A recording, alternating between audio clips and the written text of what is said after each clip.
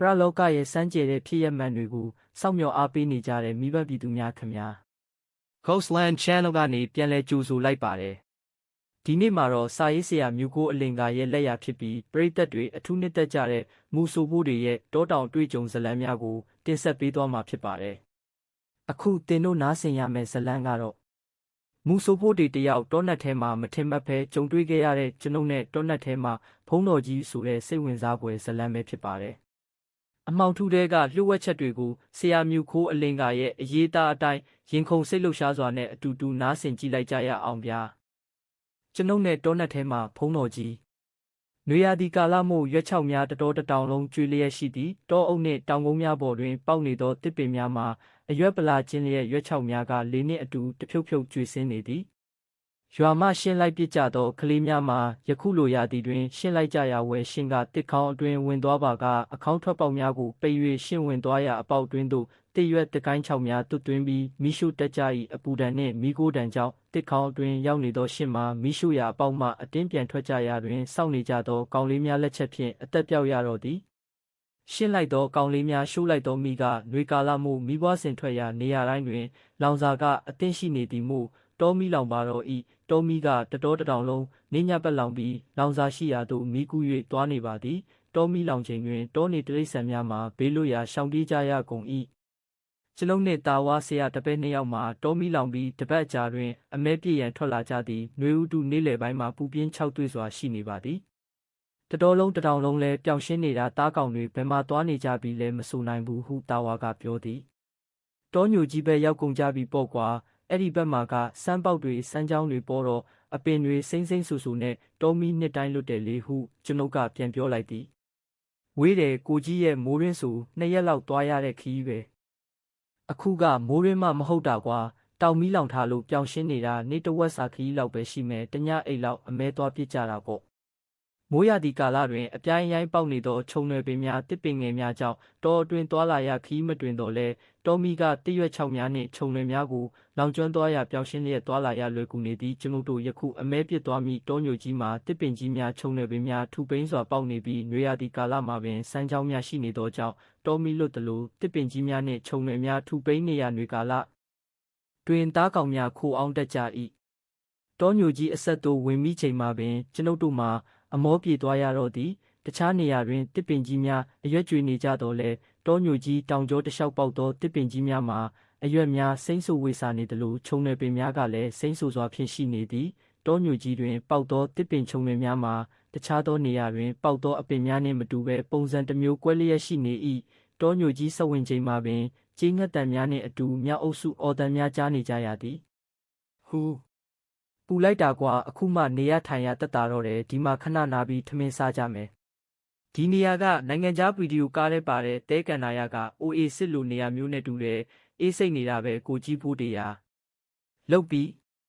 းတာဝါကတော့လေဗီဒီယိုကားတွေကြည့်စိတ်ကူးတွေရင်နဲ့ဟုတ်နေတာပဲ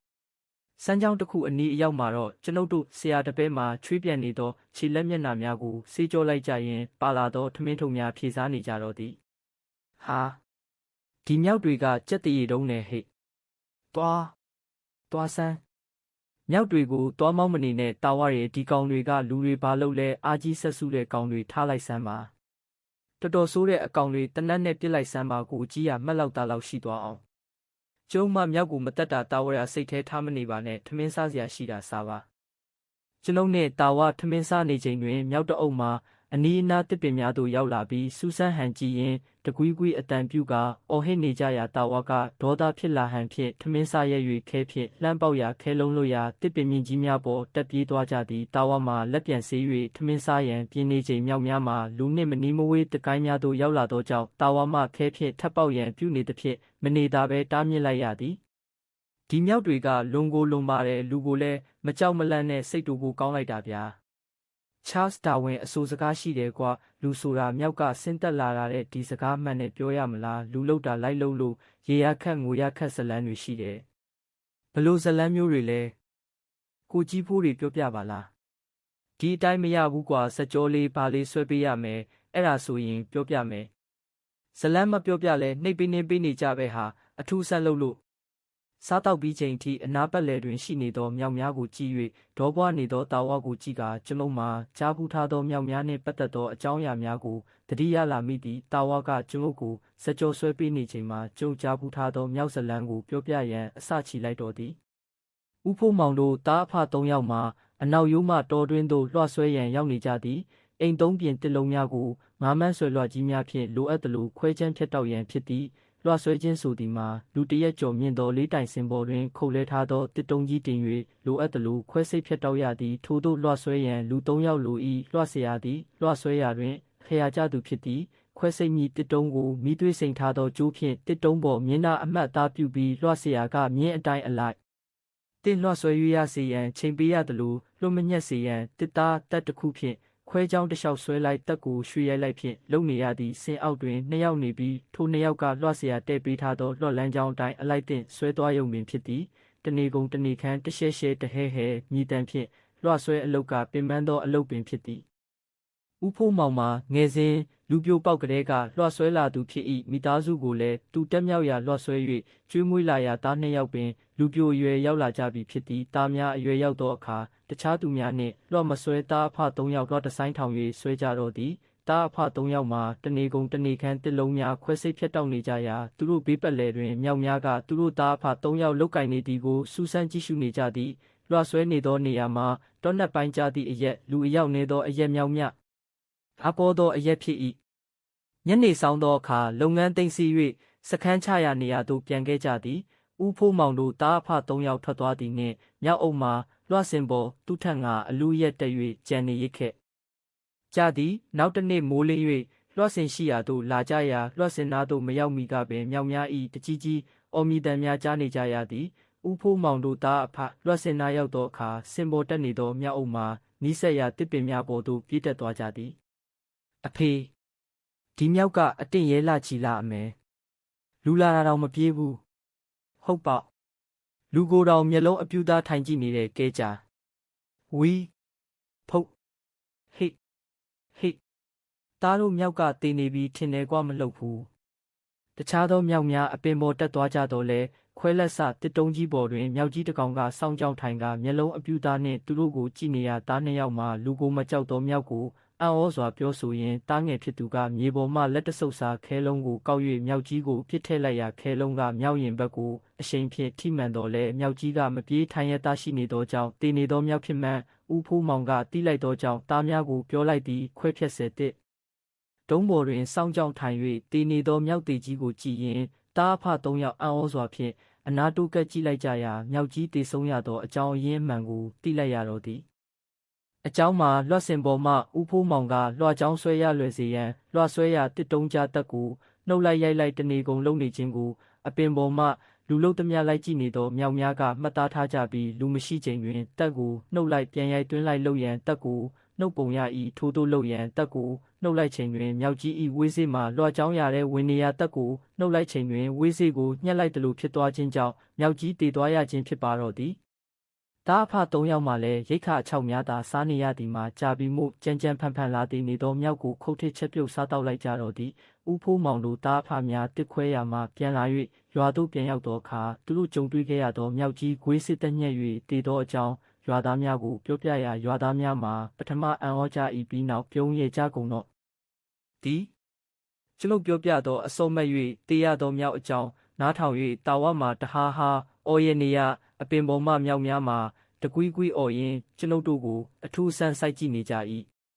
တော်တော်စောတဲ့မြောက်တွေစော့เสียရှာလို့တက်ကိုသွားနှုတ်ရတယ်လို့စော့တာတော့ပြောမနေနဲ့ကွာတချို့ဆိုတောထဲမှာလူမရှိပါဘူးဆိုပြီးပစိုးလေးချုပ်အင်ဂျီလေးချုပ်ပြီးရေချိုးမိပါတယ်ဘဲအချိန်ကလေးကလူအလစ်ချောင်းနေတဲ့မြောက်တွေလည်းမသိဘူးရောက်လာပြီးပစိုးအင်ဂျီတွေယူပြေးပြီးသူ့ထက်ငါအလူရက်လူဝတ်တလို့ဝတ်မယ်လောက်ကြတာပစိုးတွေအင်ဂျီတွေကအစိတ်စိတ်အမုံမွားဖြစ်ပါလေရောမြောက်တွေကိုမာတော့ပစိုးစအင်ဂျီစလေးတွေပတ်ပြီးတော့ပေါ့လူကတော့ဒုက္ခရောက်ပါလေရောပစိုးမရှိအင်ဂျီမရှိတော့ရွာထဲလဲဝင်မရတော့ညနေမိုးချုပ်အထိစောင့်ပြီးဝင်ရပါလေရောမြောက်တွေ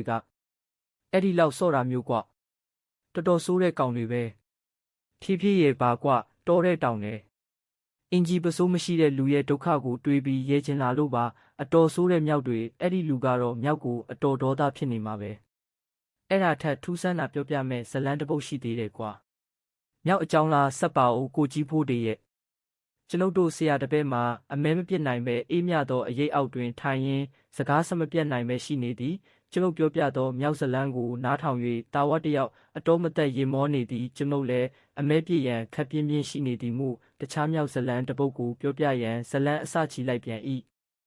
စပားများရင်းမဲ့၍ရိတ်သိမ်းပြီးသောအခါကောက်လိုက်များကိုစုပုံနည်းနည်းစီဖြန့်ခင်းကထိုးပေါ်တွင်နွား3-4ကောင်ကိုတက်နှင်းစေ၍စပားနေရသည့်တပိုးတွဲထားသောနွားများကိုလူတစ်ယောက်ကထိန်းကင်ရင်းကောက်လိုက်များပေါ်နေရလက်မကျန်နင်းနေချိန်တွင်တခြားတစ်ယောက်မှကောက်စွတ်တလက်ဖြင့်စပားပင်များကိုအထက်အောက်လှန်လောပေး၍အသီးချွေရသည်ဦးထွန်းကြည်လိုလင်မယားမှလူပိုမရှိသောကြောင့်စပားလိုင်းပေါ်မိမကနွားဖြင့်လှဲ့ပက်၍စပားချွေနေချိန်ဦးထွန်းကြည်ကကောက်စွတ်တလက်ဖြင့်လှန်လောပေးနေ၏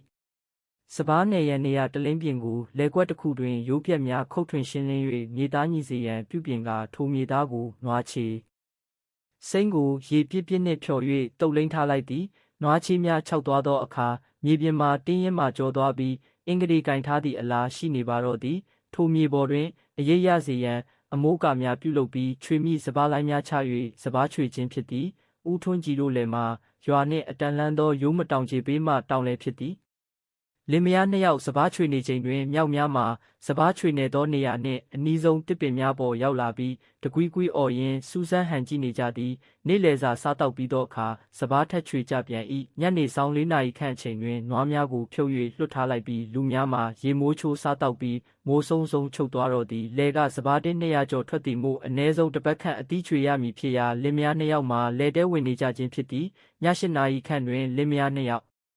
အိယာဝင်ကြရင်နှစ်ချိုက်စွာအိမ်မောကြနေကြတော့သည်တနေကုန်ပင်ပန်းထားသောအရှိန်ဖြင့်အိမ်မောကြနေရမှညနေတန်းကောင်အချိန်တွင်ဦးထွန်းကြည်နိုးလာ၏ဝမ်ဘိုက်ကတရရစ်နာလျက်ဝမ်းသွားလိုသောကြောင့်နိုးလာခြင်းဖြစ်သည်လက်တချမ်းပဲအလင်းရောင်ကထိန်လင်းစွာရှိနေသောကြောင့်တဲနှင့်အတန်ငယ်လန်းသောလေကွက်မှကန်တင်းပေါ်ထိုင်၍လေတဖြူးဖြူးဖြင့်ကိစ္စဝိဆာရှင်းပြီးစပားချွေရာဘက်သို့ကြည့်လိုက်မိချိန်တွင်မျက်လုံးများပြူးကျဲသွားကရင်ထဲထိတ်ခနဲခုန်သွားရပါတော့သည်သူတို့စပားချွေသောနေရာလှုပ်ရှားနေသူများကိုလာရောက်အောက်တွင်တွေးလိုက်ရသောကြောင့်ပင်ဖြစ်သည်စပားခိုးသူများရောက်နေခြင်းလားဟုတွေးပြီးစိတ်ပူရင်ထိတ်မိခြင်းပင်နေပူမိုးရွာမရှောင်နွားနှင့်ဖက်ယုံထားသောစပားများကိုလာခိုးသူရှိနေပြီဟုသောအသည့်ကြောင့်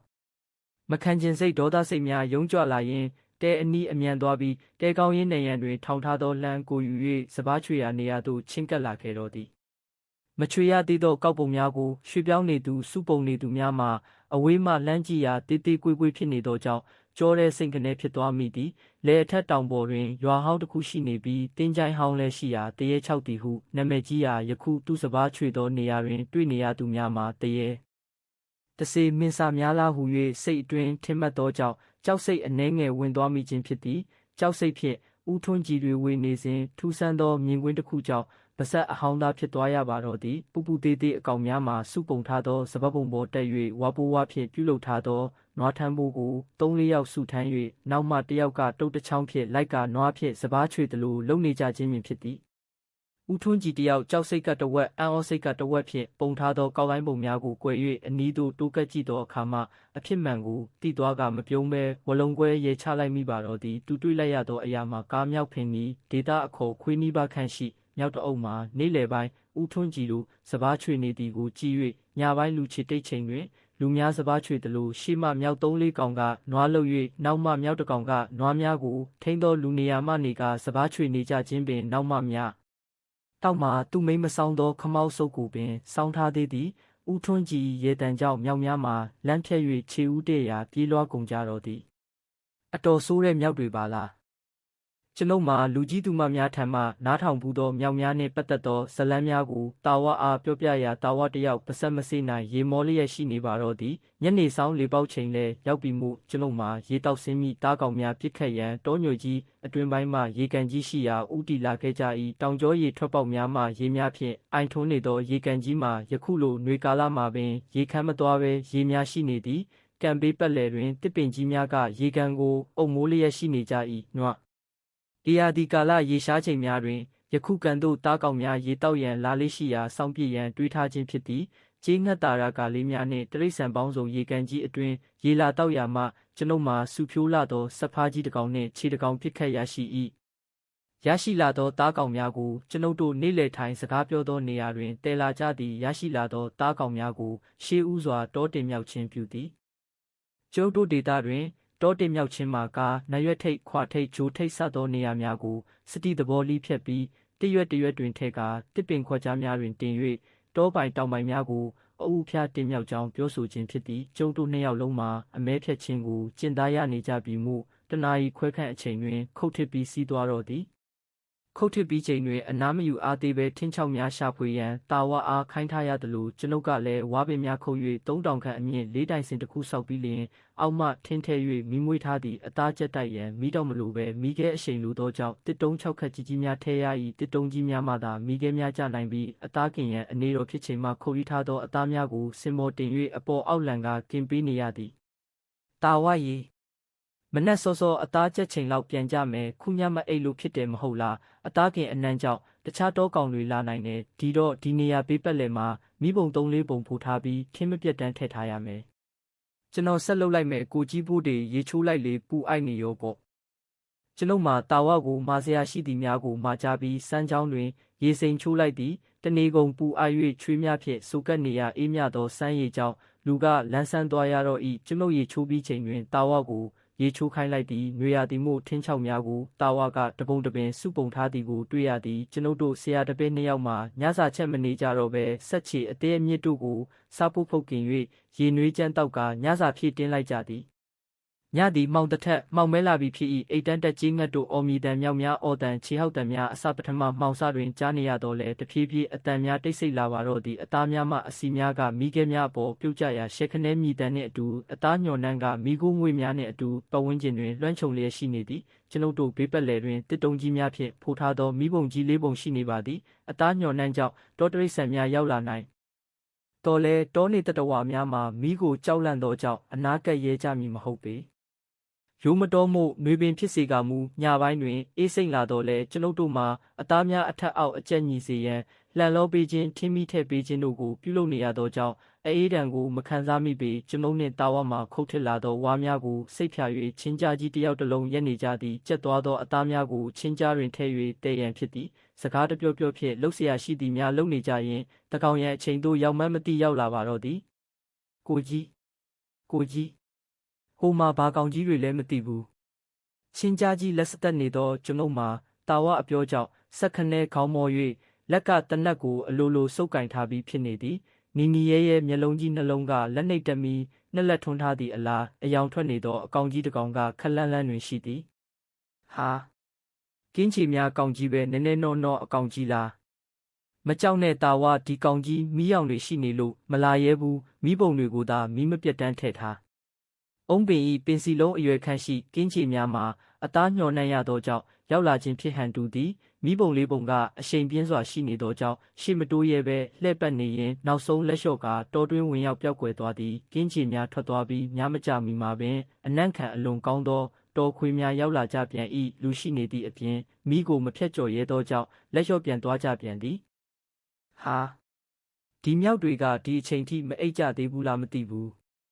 းဒီလိုရှိတယ်တာဝရမြောက်တွေမှာအလေးအကျင့်တစ်ခုရှိတယ်ညအိတ်ချိန်ရောက်တိုင်းတနာရီလောက်ကြာရင်တခါမြောက်တကောင်ကမြေကြီးပေါ်ဆင်းလာပြီးမြေကြီးရှိမရှိစမ်းလေးရှိကြတယ်အဖွဲတဲကတကောင်စီအလှဲ့ကျဆင်းဆန်းကြည့်ကြတာပေါ့အစမ်းပါလားဘာလို့မြေကြီးကိုစမ်းကြည့်ကြတာလဲကိုကြီးဖို့တွေ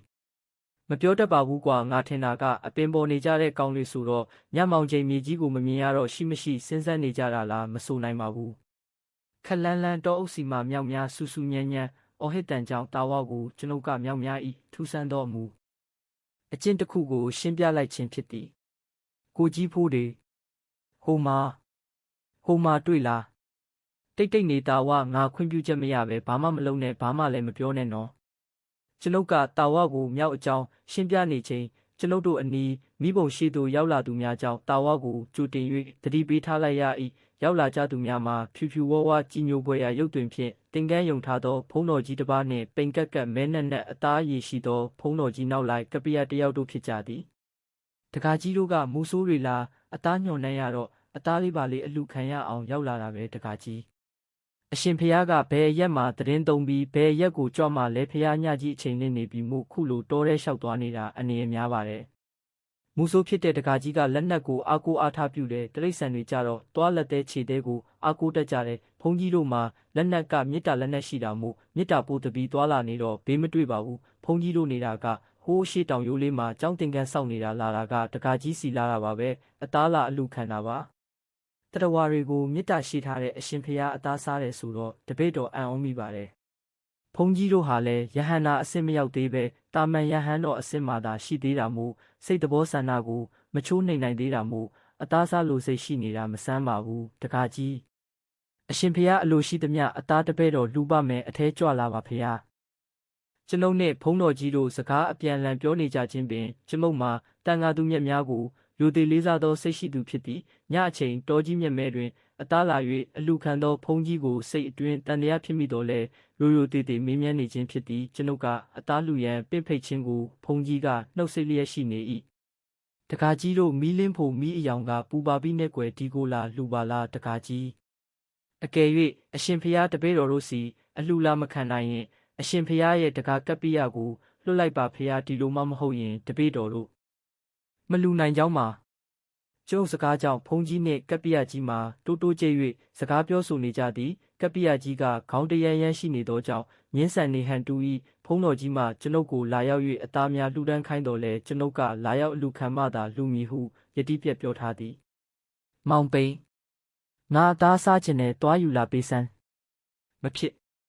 မဖြစ်ဘူးလေအရှင်ဖျားတွားယူဆိုယူစမ်းကွာနောက်ဆုံးကပ္ပိယကြီးမှာဘုန်းတော်ကြီးကစကားတန်ခတ်ပြက်ပြက်ဖြင့်ပြောဆိုလာသောအခါမဝင့်မရဲခြေလမ်းများဖြင့်ရှေ့သို့တိုးကပ်လာသည်အောင်မလေးပြဟင်းကိုကြီးဖိုးတွေဟိုလူဘလို့ဖြစ်သွားတာလဲအတာနေတာဝငါပြောထားသလိုဘာမှမလုပ်ပဲအခြေအနေစောင့်ကြည့်နေကျုပ်တို့ရှိရာလျှောက်လာသောကပ္ပိယကြီးမှာမိပုံနှင့်နီးလာသောအခါတကိုယ်လုံးအသားများပူလောင်ဟန်ဖြင့်ရှေ့တိုးမရပဲနောက်သို့ဆုတ်သွားပါတော့သည်အရှင်ဖျားတို့ဟာတာမန်လူသားတွေမဟုတ်ဘူးဆိုတာတပည့်တော်ရိပ်မိပါတယ်အသားစားခြင်းစိတ်ရှိရင်ပေးလိုက်ပါမယ်ယူသွားကြပါကျွန်ုပ်မှာကျက်စားပြုနေပြီဖြစ်သောအသားနှစ်ပိတာခန့်ကိုဖက်ဖြစ်ထုတ်၍လှမ်းပစ်ပေးလိုက်ရာကပ္ပိယကြီးမှကောက်၍ဘုန်းတော်ကြီးကိုတွားပေးနေသည်ကိုတွေ့ရသည်ဘုန်းတော်ကြီးမှာကျွန်ုပ်တို့ရှိရာသို့ကျေးဇူးတင်ဟန်ဖြင့်လှမ်းကြည့်ရင်းခဏမျှရက်နေသည်တတဝါတိုင်းဟာဆွဲလန်းမှုကိုမပယ်ဖြတ်နိုင်ကြဘူးဆိုပေမဲ့အဆွဲလန်းစိတ်တအားပြင်းထန်ရင်အတက်ကျူးအယူဖြစ်ဆိုသလိုဖြစ်ကုန်ကြတော့တာပါပဲကျွန်ုပ်လည်းဒီလိုပါပဲတောင်ပေါ်တော်ရเจ้าမှာဟောဒီကပ္ပိယကြီးကိုအဖို့ပြုရင်တရားအလုပ်လုပ်နေချိန်စင်ရိုင်းအုပ်ဖြတ်ချိန်မှာအသက်ဆုံးရှုံးခဲ့ရတယ်ဘလောက်ပဲတရားအလုပ်လုပ်နေပါစေတေးချိန်မှာတရားအတိပြောက်ခဲ့လို့ခုလိုမကောင်းတဲ့ဘုံဘဝရောက်နေရတာပဲဘုန်းကြီးတို့စားခြင်းနဲ့အသားပေးတဲ့မူဆိုးကြီးတို့ကိုကျေးဇူးတင်ပါတယ်ဘုန်းတော်ကြီးကသူပြောလို့ရပြောပြီးကပ္ပိယကြီးကိုအဖို့ပြု၍တောတွင်အမှောင်ထုအတွင်ဝင်ရောက်ပြောက်ကွယ်သွားပါသည်ဘုန်းတော်ကြီးပြောသောစကားများကိုကျွန်ုပ်အပြေအဝနားမလဲတော့လဲတေခါနီးစိတ်ဆွဲကြောင့်မကျွတ်မလွတ်တော့ဘဝရောက်နေမှန်းတော့သိလိုက်သည်ဘုန်းကြီးလည်းတရေရှိတာပဲကြောချမ်းစရာကြီးကိုကြီးဖိုးတေရာအသားစားခြင်းလို့လာတောင်းယုံမှာပဲလူကိုအန္တရာယ်ပြုမဲ့သူတွေမဟုတ်ပါဘူးကွာနောက်ပြီးပရလောကသားဆိုတာဘုန်းကြီးလည်းရှိတာပါပဲမင်းမကြားဘူးလားစကပုံတစ်ခုရှိတယ်ကတုံးနဲ့ဆန်ထုံးကငရဲမှာအများဆုံးဆိုတာအဲ့ဒီစကားရဲ့အနက်တိတ်ပဲကဘာလဲကိုကြီးဖိုးတေမိမနဲ့ဘုန်းကြီးတွေကိုဆိုလိုတာတာဝရယဟန်ဝတ်ပေမဲ့စောက်ထိန်ရမဲ့ဝိနည်းတိတ်ခါပုတ်ကိုမစောက်ထိန်ရင်လူထက်ပိုအပြစ်ကြီးတာမို့ငရဲမှာဘုန်းကြီးတွေအများဆုံးလို့ဆိုလိုဟန်ရှိတယ်မိမတွေကြတော့မနာလို့ဝင်တို့စိတ်ကအများသားမဟုတ်လားတခုမဟုတ်တခုအပြစ်ကျူးလွန်နေကြတယ်ဒါကြောင့်အဲ့ဒီလိုဆိုလိုတာဖြစ်မယ်ငါကမူဆိုးဆိုတော့ဘာသာရေးအလှမ်းဝေးတယ်တကယ်အကျယ်တဝင့်သိချင်ရင်လူကြီးသူမတွေကိုမေးစမ်းကြည့်ပေါ့ကွာတာဝမှာပရလောကသားဘုန်းကြီးနှင့်ကပ္ပိယကိုတွေ့ခြင်းကြောင့်အနှဲငယ်ကြောက်လန့်နေဟန်ရှိရာကျွန်ုပ်ကတာဝမကြောက်စေရန်ပြောပြနေခြင်းဖြစ်သည်တညလုံးဟိုအကြောင်းဒီအကြောင်းပြောဆိုကြရင်မိုးလဲလင်းလာ၏နှစ်ယောက်သားကြက်တိုက်ထားသောအသားများကိုချင်းကြားတွင်ထည့်ထမ်း၍ရွာသို့ပြန်လာခဲ့ကြတော့သည်ကျွန်ုပ်မှာပရလောကဘုန်းကြီးနှင့်ယခုမှပထမဆုံးအကြိမ်တွေ့ဘူးခြင်းဖြစ်သည်ပရလောကသားဘုန်းကြီးကိုကြောက်စိတ်အလင်းမရှိဘဲတတိတံဝေကတရားတစ်ခုရင်ထဲရောက်လာသလိုခံစားနေရမိပါတော့သည်အခုနားဆင်ခဲ့ရတဲ့ဇလန်းဟာစာရေးဆရာမြူကိုအလင်္ကာရဲ့မူဆိုးဖို့တွေဇလန်းတွေတဲကမှတတိတံဝေကရစရာကောင်းလာတဲ့ဖြစ်ရတစ်ခုပဲဖြစ်ပါတယ်လူဆိုတာတေခါနီးမှာဆွဲလန်းမှုတွေကင်းစင်ဖို့ဘလောက်အရေးကြီးတယ်ဆိုတာဒီဇလန်းကတက်တည်ပြနေပါတယ်ဇလန်းကိုအဆုံးထိနားဆင်ပေးခဲ့ကြတဲ့ပရိသတ်တယောက်ချင်းစီကိုကျေးဇူးအထူးတင်ရှိပါတယ်နောက်ထပ်လဲဆရာမြူခိုးအလင်္ကာရဲ့စိတ်ဝင်စားဖွယ်မ မူဆိုးဖို့တွေဇလန်းတွေကိုဆက်လက်တင်ဆက်ပေးသွားမှာမို့ကျွန်တော်တို့ရဲ့ Ghostland Channel ကို Subscribe လုပ်ထားဖို့မမေ့ပါနဲ့ဦးခင်ဗျာအားလုံးပဲဘေးအန္တရာယ်ကင်းဝေးပြီးလျှို့ဝှက်စမ်းကြဲတဲ့ညချမ်းလေးဖြစ်ပါစေ။